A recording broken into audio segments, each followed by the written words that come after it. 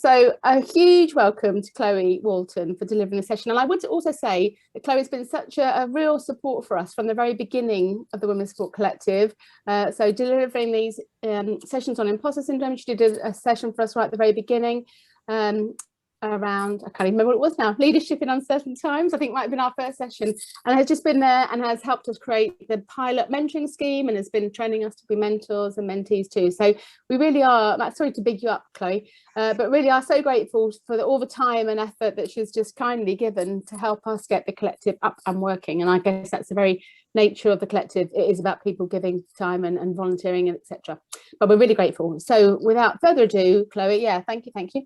I will pass across to you and I will kind of wrap up at the end. But I like this session. I can just sit back now a little bit. I had my vaccine today, so I'm a little bit wobbly. So I'll just sit back and let Chloe take the stage. So away you go, Chloe. Brilliant. Thank you, Sue, for the introduction. So my imposter syndrome is now going absolutely mental for that, but thank you. But the reason I support this, I mean, it is phenomenal, and I can safely say I've never had 7 screens of pictures of wonderful, amazing women. So I think that's incredible. So cheers to all of you for coming and just engaging with all of this. Now, listen, it's quite an intense hour. We don't aim to solve a huge amount of stuff on imposter syndrome, and as you'll explore as we go through it, it's because it's quite a deep-seated thing. But the idea today is really just to get some of the theory and to break down some of the myths about it, so that you can go away and realize you're not alone, and that there are ways around it, and just understand a bit more about it.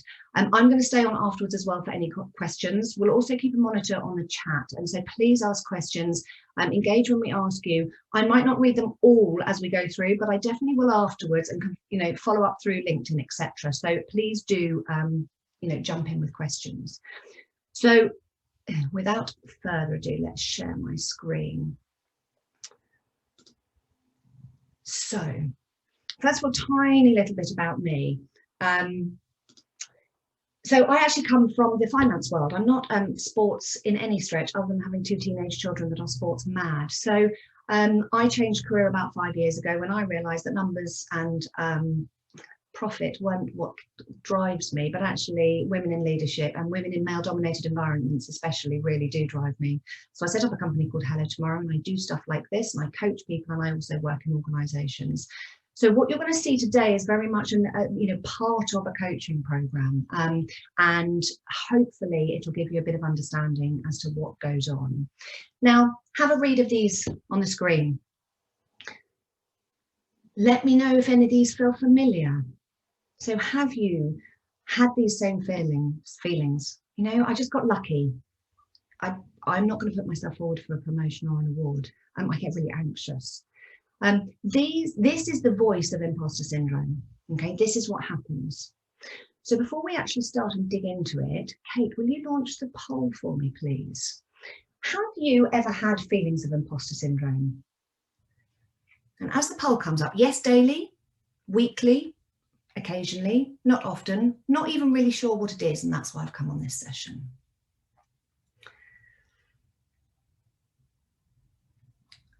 And just so you know, there's like 168 awesome women on this.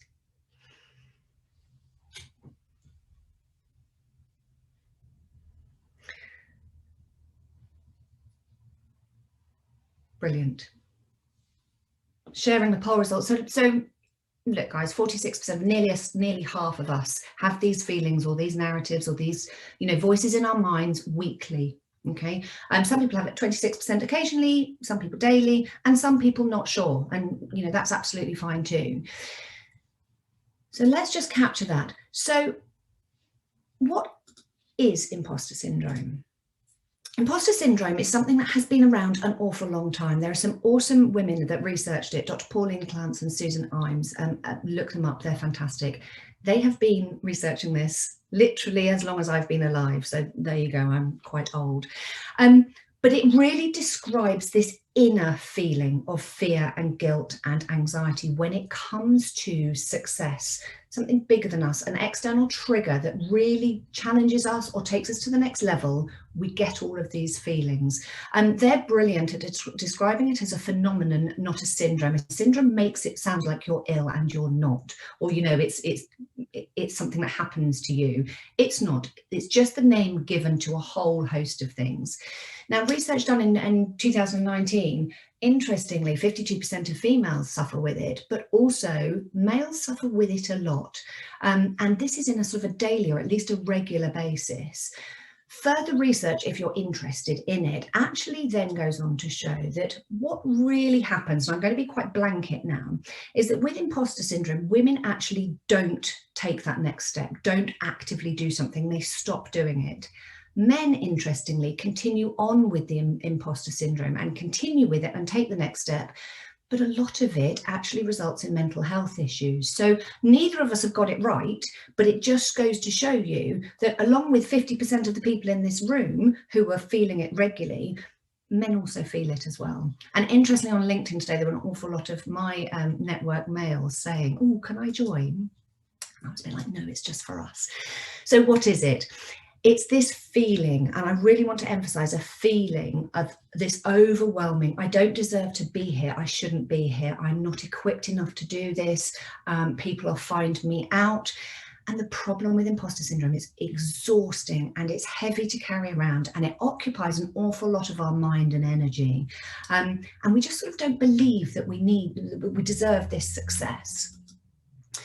And I want to start to pull all that apart, to give you some theory around it. And the first piece is confidence and self-doubt are to do with the things that you can do.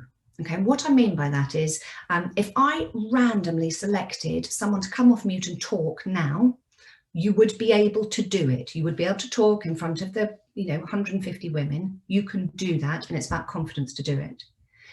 The syndrome is a deep-seated belief about who you think you are and whether you're capable of doing the talking in front of people. Okay, so there's the difference. There's the thing that you can do, but there's the feelings about who you are and the belief about who you are. So let's go one step further. If you think about, Chloe's come on here and she's talking to all of you today, that's above the line, that's what you can see. Wonderful iceberg. I was thinking about turning this into a swan because it felt more, appropriate, but I left it as an iceberg. The actions are what everyone sees. You see people taking promotions, you see people doing interviews, you see people on television, you see people taking up big jobs or running big projects. That's what you see, and they're all the action-orientated stuff. In us and underneath that line are our own internal narratives, our stories, our feelings, emotions, values, and core beliefs. And these have been going on a long time. These aren't things you picked up yesterday. And imposter syndrome sits at the bottom. Okay, the deep-seated core beliefs you have about yourself that trigger up the chains. They trigger feelings and emotions, and they make you take different actions. We need to learn to recognize our own successes and achievements internally. The reason I love forums like the Women's Sports Collective and the awesome stuff Sue's done is we see a lot of awesomeness in you. You just don't see it yourself. And that's what needs to change. You need to see it and believe it yourself for this imposter syndrome to be quiet. Okay, so there's a cycle to this. And what we're going to try and do is visualize the cycle so that you can learn to break it. Okay, so generally what happens is this. I threaten to take one of you off mute so that you're going to have to speak, and that's the external stimulus. That triggers an instant thought. It might be, oh yes, I've got loads to say, let me at it. It might be, don't you dare, couldn't think of anything else. What am I going to say? Don't make me do that. Whatever your thoughts are, that's where it starts. Your thoughts then generate the feelings that come next. Pure dread. Oh my God, what if it's me that's taken off, off mute? So those feelings come as a result of the thoughts you have. But of course, your feelings then help or dictate your actions. Do I embrace it? Do I log off? What do I do? And so the results are, yes, I speak, no, I don't speak. And that goes into the deep bit of your iceberg, and it becomes who you are. So that's the simplistic level. Excuse me. Your thoughts dictate your feelings dictate your actions, and your actions dominate your results. Okay, sounds simple, doesn't it? I'm going to now show you or talk through a real example for me about imposter syndrome to bring it to life. Now, an external stimulus for me was I was asked a month ago to write an article in a training magazine. Now, I have a limiting belief about myself. As I said, I started the world off in finance, and that was because everyone told me I was good with numbers. So I sort of then started to believe that I'm not good with words. So I hate writing. I don't believe I'm any good at it. And at all given opportunity, even when I changed careers, I made my career out of talking so that I don't have to write. So I've got this wonderful list of limiting beliefs about my inability to communicate through the written word. When I was asked to write an article, what then happens is my voice starts saying, yeah, other people can, you can't, don't do it. You'll be laughed at, or you'll be judged because you'll make a spelling mistake. Oh, and this inner critic can go for hours explaining to me why they're going to keep me safe if should I choose not to do this. Okay, they give all the evidence in the world. That inner critic probably started in my first year of secondary school when I put my timetable up on my kitchen wall and my sister took the piss out of me because I'd spelt stuff wrong. Okay, that's how far back that voice is coming from. The ridicule and the joking that she, gave to me on that day has stayed with me like 20-something years. So what then happens? I've got this inner critic being really loud and keeping me safe, and don't write the article. It might not, what's going to happen if, And I have three choices. Pause is the most debilitating. I argue with my inner critic. I have a go at thinking maybe I could, no, but I can't. Yes, I can. And I go round and round and round, and I haven't said yes or no, but I'm just procrastinating over it. And that's really tiring and exhausting. I can also just go, no, I'm not doing it. Thanks very much for the offer. No, right? Problem gone, off my shoulders. Don't have to think about it. Brilliant. Okay, it's gone.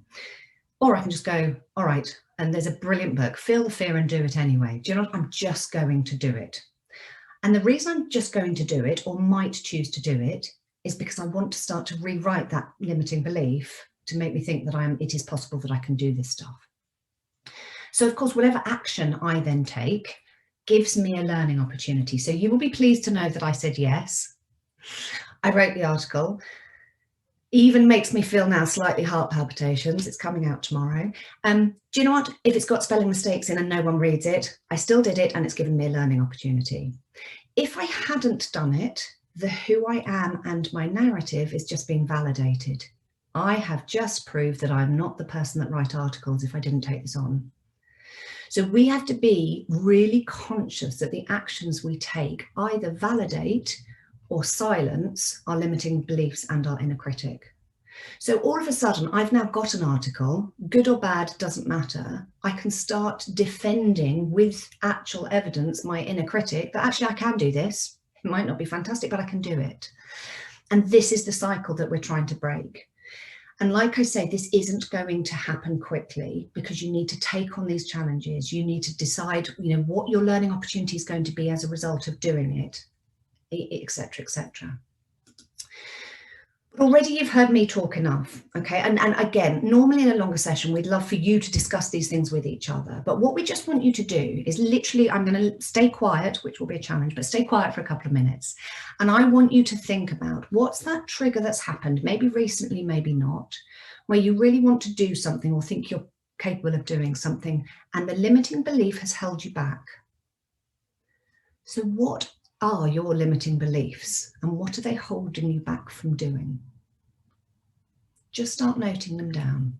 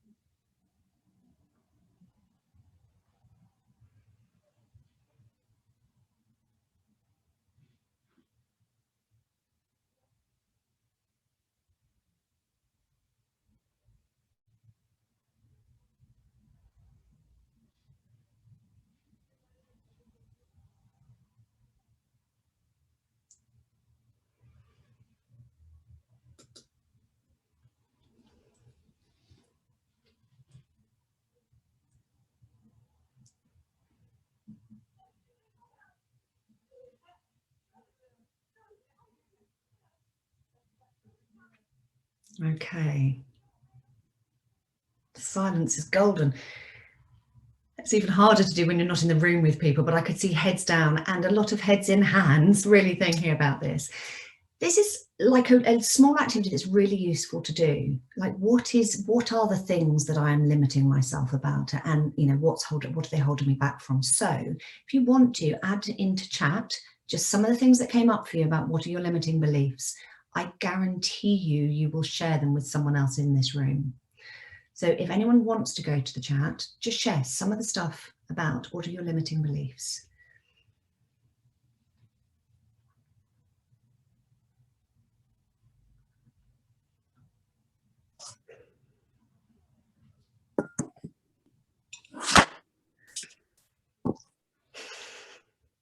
Oh, see, I love it, love it, love it, love it. Right.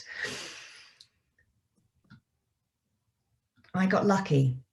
Yeah, I think I'm interesting, but I'm not. I'm not taken seriously. People can't relate to me. One of the most common in all of these works, I'm not qualified. Right, I haven't got the qualifications to do this. I don't know enough about the subject. I'm worried what being the first woman means, an awesome one. And for whoever said that, which I've now lost,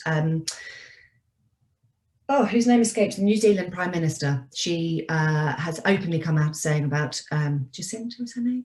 Ardern, she's openly come out and said about imposter syndrome. So, you know, even people in the most senior positions still get it. I'm not good enough. I'm not good enough. I'm not taken seriously enough. I'm not interesting. Yeah, I don't know enough. It's all quite familiar stuff. And if you read that back, is it truthful? That's what you need to challenge yourself with. Is this the truth, or have I made it up?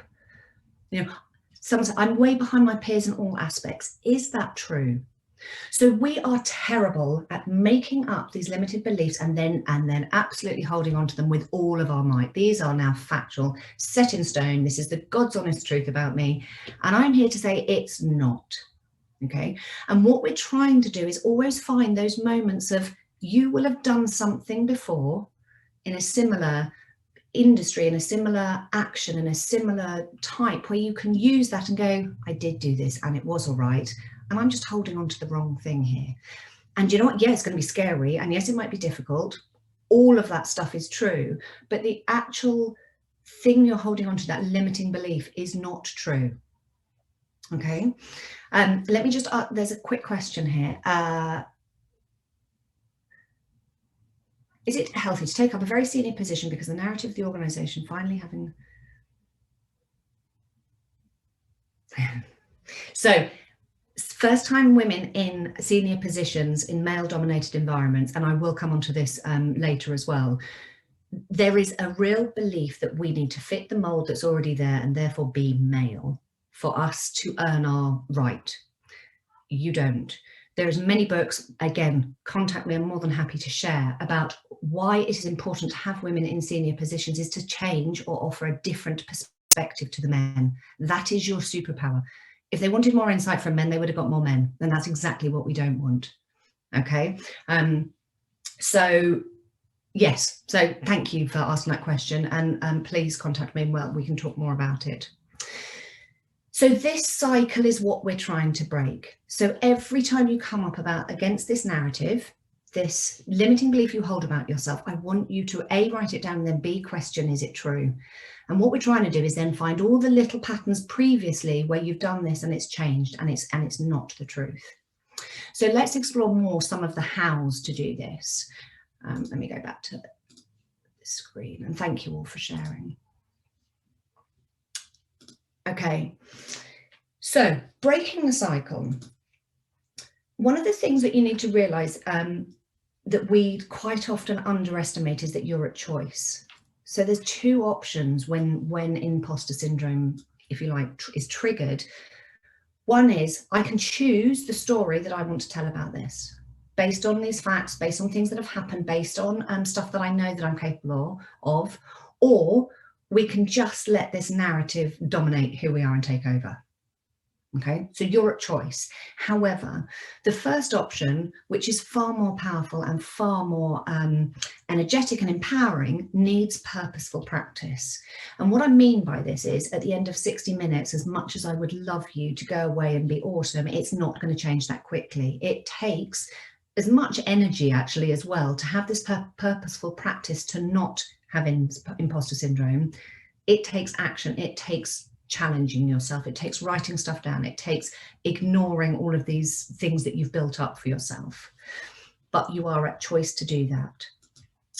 So the 4 things that we're going to talk about today are rewriting your narrative. So that limiting belief, the stories you tell yourself, we can rewrite that. One of the ways of doing it is to seek evidence, and you need to get familiar with your strengths. And something that Sue picked up on the first time we did this, and does it in most of the networking conversations, is celebrate your successes. We are awful at going, oh, this really good thing happened, but it was the team that did it. It wasn't really me. I didn't have anything to do. It was just luck. All of those things that we say, those sort of humble, oh, no, I can't take any credit for it. They're all speaking straight to our saboteur, our inner critic. That inner critic is going, yeah, it wasn't you, it was everybody else. It wouldn't have happened if it wasn't, if it wasn't for everybody else. So what we want to really start to do and remembering that iceberg is claiming our successes and talking about them and owning them, because that helps the whole cycle, rewriting the narrative, and gives you evidence as to why you are capable of doing all of this stuff. So what does it look like? This happens on a reflective basis. So when something comes up, a job promotion, an opportunity to write an article, an opportunity to speak on something like Clubhouse, and someone wants to ask you from a journalistic point of view about your story, a younger person wants to know about mentoring, all of those things where you're sort of elevated will tend to be your triggers. At that point, what's the story you told yourself? I can't, we saw them, or can't, I don't know enough, it's not the right time, etc., etc., etc. Write those down. Then step back and say, is this benefiting me? Okay, so there's this whole limiting belief I'm holding on to. Is it benefiting me in any way? Am I really fulfilling what I want to do? Or am I just slightly feeling always like I could do more and I'm a little bit held back? And the other thing is about whose story is it? So, I flippantly said, and I can almost remember the day that I put this timetable up on the wall, and I can even tell you, I'd spelt science wrong and it said since, and my sister took the mick. I have no idea now if she did that once or 500 times, but the feeling is there. But actually that's her story and it belongs to such a long time ago and it's so not relevant for me now. Why am I holding on to it? So what you're really trying to do is explore, and this does take a bit of time, and again, sort of with a coach or at least with someone else talking it through, you get to that light bulb moment of actually I can let go of this. It's so not relevant and it's holding me back and it doesn't serve my purpose. Let go of it. So that's worth doing, but it like I said, it's reflective. When something's happened and you've been triggered, what are your limiting beliefs? The next one, again, I love the seeking evidence. You have to do this from someone you trust, because again, if someone that you don't really know or don't respect or whatever comes up and goes, oh my God, you're awesome at that thing on Clubhouse, and I don't really respect them, I don't hear that feedback. If I have done something and I'm celebrating it and I seek feedback from someone that, like I say, that I trust, I need to really hear that, because this is the above the line stuff. Someone witnessing you do something, in their words, is far more powerful and really, really helps you rewrite your limiting beliefs and quietens down your inner critic, because someone else has said, what you did was really brilliant, or, you were really strong and you came across really well, whatever the thing is, get feedback on it. That helps you build up this pile of evidence that next time someone says, are you going to do this? Yes, you'll still be full of fear or anxiety and all the rest of it, but at least you'll have evidence that you can do it. Think of another time when you did something and worked well. It doesn't even have to be in a work environment. For anybody who's got, family, and you've gone and helped out at something different, or you've taken on an event or whatever, think about outside of the work as well. I can do this in that context. I can bring that forward and do it in this context too. Anything to do with studying or motherhood or all those things where you took on something that was really unknown, you can do this stuff. You just need to believe it from a slightly different angle. And there's another great exercise, again, I'll share with you afterwards, called At My Best, where you ask 5 people from work, family, peers, give me 3 examples of situations when you've seen me at my best. And people write back to you these 3 examples. So effectively you get 15 examples back, and it blows you away what other people see in you that you don't see in yourself. All of that is this, like, you're creating this really great book, this whole catalogue of evidence to make you realise you can do this, and you're not having to listen to your inner critic and to those limiting beliefs. And then your strengths and your values are something, again, they're quite deep down in your iceberg. And do you know what your values are? So as an example, if you've got a value which is slightly courageous or loyal or whatever the word is, it's a great defense to, this is a belief that my value is what makes me who I am. So actually, if I lean into that, it gives me permission to do the thing without listening to my inner critic. Same with strengths, you know, actually any sort of diagnostic, any sort of test that you can do online. And again, I've got a handful to share. Find out what your strengths are. You know, if you're a future orientated person, if you're a real detailed orientated person, stand in that strength and know that you can use that to do whatever it is that you want to take on. And then there are some brilliant words for me. My favorite is yet. Do I know how to do it yet? No. Is that okay? Yes. Will I learn how to do it? Yes. You know, did you know how to walk when you were 6 months old? No. Did you give it a go? Yes. What if it does? So we're so good at saying, oh, what if it goes wrong? What if I do it badly? What if I haven't got the right experience? What if, flip it around, what if it does work? What if I do get the job? What if I do speak? What will this bring me? How, you know, much more fulfilled and in, you know, energetic will I feel if I get some of this done, as opposed to resisting it all of the time? And my favourite one, which I hear with a lot of my clients, do you know what, I'm going to apply for that, but it's just not the right time now. Or I'm going to do it, but you know, it's just the right time. Is it ever the right time to do anything? Ever? No. And you know, we always fit stuff, like, we'll make it work. If it's what you really want to do and believe that it is possible for you, step into it and do it, and all of the rest will follow. And I say that, I know that's flippant to say it. And the thing that we want to encourage, especially in the collective even more, is celebrate your successes. When someone goes, like when Sue introduced me, I mean, every bone in my body was going, oh, be quiet, that's so embarrassing. But actually, thank you, Sue, I do hear it. And, you know, it's nice to be acknowledged. And don't pass it off on your team or other people or just luck. You know, really be proud of this stuff that you achieve, no matter how big or small. This doesn't have to be life-changing stuff. This has to be the stuff that's important to you. And I call them those little sparks of pride. You know, the thing that you go to bed at night and go, I can't believe I actually did that. Again, whether it went right or wrong, that doesn't matter. The fact that I did it and sharing with other people, this is what is creating your new narrative. All of those little exciting new challenges that you chose to take on that were really big for you, you want to share those and celebrate them.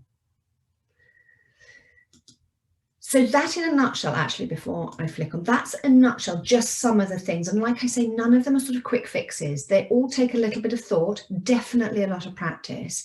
And, you know, the learning experience of, if you do something and it doesn't go quite so well, still celebrate the fact that you did it in the first place. And the next time, you know what didn't go so well, so that you can change it going forward. There is an element of some of these things that we practice, and let's say it doesn't go so well, and then everything implodes because your inner critic's even louder now, as is your narrative, going, you see, I told you you shouldn't have done it. Now, and it's like, so that's where it needs to be done, in a safe, not safe, but in a cautious, this isn't going to go right first time, and you're not going to have got rid of the imposter syndrome on day one.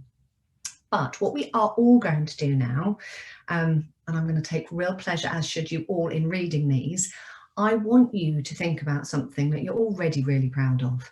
And again, I want it to be this thing that took that whole ignoring all of the voices inside of your head and all of your limiting beliefs, and share with us in the chat something that you are really proud of, big or small. And I would love all of you to think of something, because I know there's some people sitting there already shaking their head going, you know, but I haven't really done anything recently. Yes, you have. Everybody has. So I want you to share. And I'm going to try and read out some.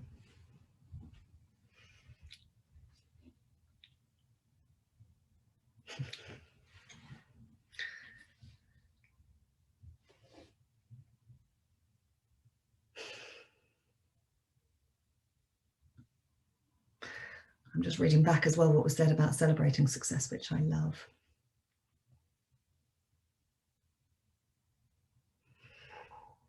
Brilliant. So I'm going to start reading out. I'm proud of how far I've come in my career. Absolutely. So that's from Tulshi. Becky, qualifying as a yoga teacher. Awesome. And when are you offering classes to everybody else? Sam, navigating the early stages of COVID.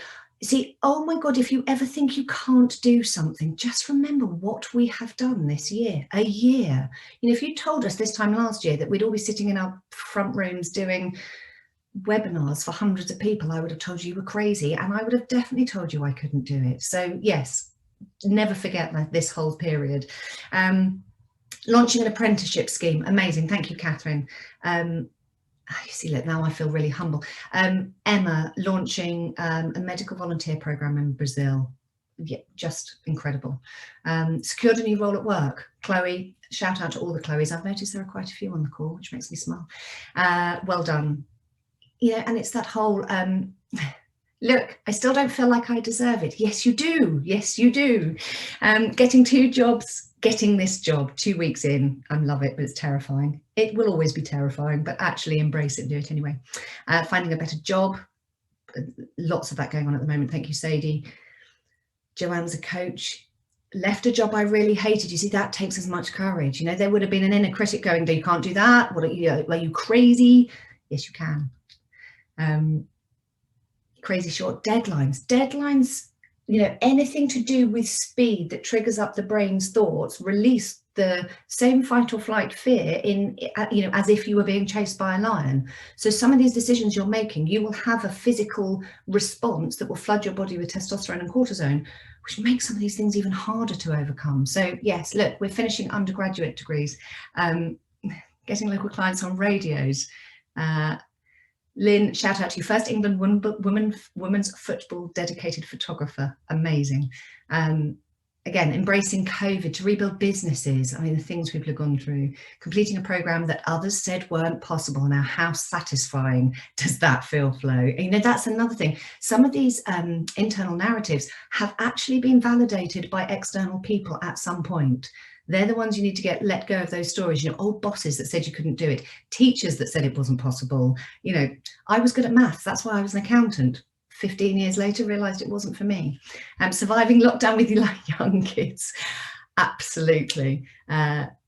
Professional doctorates, accepted for courses, you know, change jobs to leap from journalism to comms, swimming around an island when I'm afraid of jellyfish. You know, we should actually make a book out of this, right? All of you just flick through it every now and then and go, look at what's possible. Just got a promotion, well done. Starting my own business. Proud of other women at work to come over for me for support. Diplomas, not letting surgery stop me from doing my best at university. Amazing. Co-founded businesses, setting world records. See, now my imposter syndrome is going, oh God, you don't do anything. So yeah, thank you for that. Founded sports network. I mean, look, homeschooling, another one. Created a squash girls can program. Gender inequality. I just want to give you all feedback that this collective is making a difference all over the place, and it is because of all 100 and however many of you, 67 of you, and the more we do this and the more you support each other in the fact that this is possible, like properly, the world is your oyster. Right, I'm not going to get, I can't read everybody's. Yeah, look, signing off projects that will genuinely believe to make change. Return to work after children. I mean, that's a daunting enough, you know, prospect anyway. Juggling work, juggling different responsibilities. The stepping away from things that you thought you believed in as well takes a lot. And that's, like I say, inner critics, limiting beliefs will be going rife then. Look, coaching qualifications.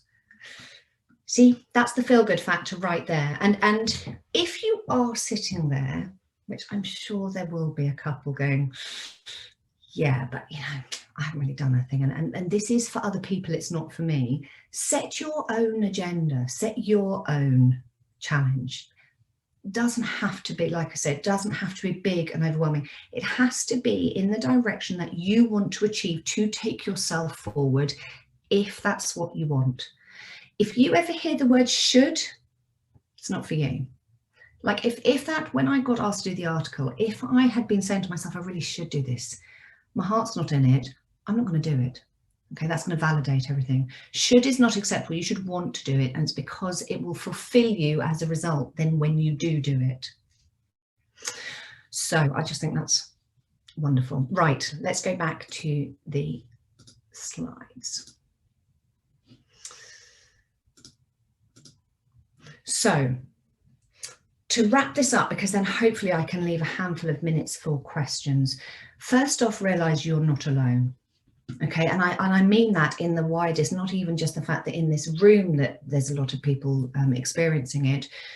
Globally, there's lots of people experiencing it. It has got worse over lockdown because, of course, we're sitting disconnected from teams and organisations and clients and especially you know, sort of sporting activities. So some of our internal voices have got extremely loud this year. So you're not alone. But the critical bit for you to remember is you need to internalize your success. You need to really appreciate what you are capable of doing, and you know, stop, rewrite the limiting beliefs and ignore the internal critic. To do this, it takes purposeful practice. Like I say, it really takes you to actively think, no, what I've just set out or told myself is a total fabrication, and here's all the proof I've got as to why I can just step into that and do it.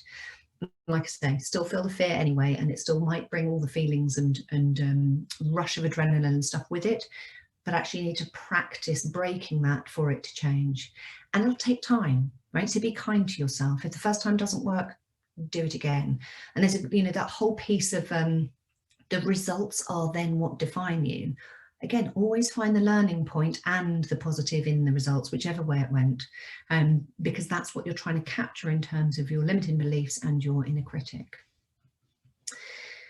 Now, in terms of a handful of things, and Kate, I'm right in saying they can access this afterwards, can't they? Or we can send it to them, or the slides. Yes, we'll put them all on the Women's Sport Collective website. Perfect. So, like I said, Pauline Clance is sort of the uber person in terms of research. If you really feel like you've got this and it is debilitating you, she actually does an imposter syndrome test, and it's quite interesting and you answer it. It just gives you some guidance as to where it's sitting and how you can respond to it. Also, there's some great articles about how you get over it. And then my slightly flippant, but I do love it. Has anyone watched Inside Out, which is a Disney film about your feelings? It's one of my favourite sort of explanations of your values and your inner critic. Basically, poor old fear is you know, driving the ship, and joy is obviously trying to get her to not be in control. There is a place for both, but if you constantly stay in that fear cycle, or just in that worry that nothing's possible, like I say, it's exhausting, and it prevents you moving forward, and then you just stay in this really unsatisfactory phase. So there's something about embracing the joy bit is the reason for doing it, and the fear is acknowledging that it's not going to be easy, and then all the islands are on the thing of your values. You know, that's what you lean into, that's what you use to help you take on some of these things. And then, like I was saying about knowing your strengths, again, there are some great, not always free, but great things out there where you can really understand what your strengths are. And that just, again, is all about collecting the evidence for having the answer to those limiting beliefs, to know that these aren't true, because I've now got something that has explained to me why I can carry on and do this. And I believe in that, and that's what's important. So that was a real whistle-stop tour. I'm very conscious of it. So my favourite quote on the left from good old Winnie the Pooh: "You are braver than you believe, stronger than you seem, and smarter than you think." We all see it, and I want you to see it yourself. And, you know, please feel free to contact me. Like I said, this is something out of a longer term program. If there's enough interest out there, we could get a group together to just explore this, over a bit longer period of time, where you guys can all talk about it and share stories and support each other in the fact that you can change this feeling that can become overwhelming. So please do reach out. And so we've got hopefully 10 minutes to have a bit of a chat and share thoughts and any questions you've got. I'm going to stop sharing my screen. If I can get rid of this. So yes, any questions?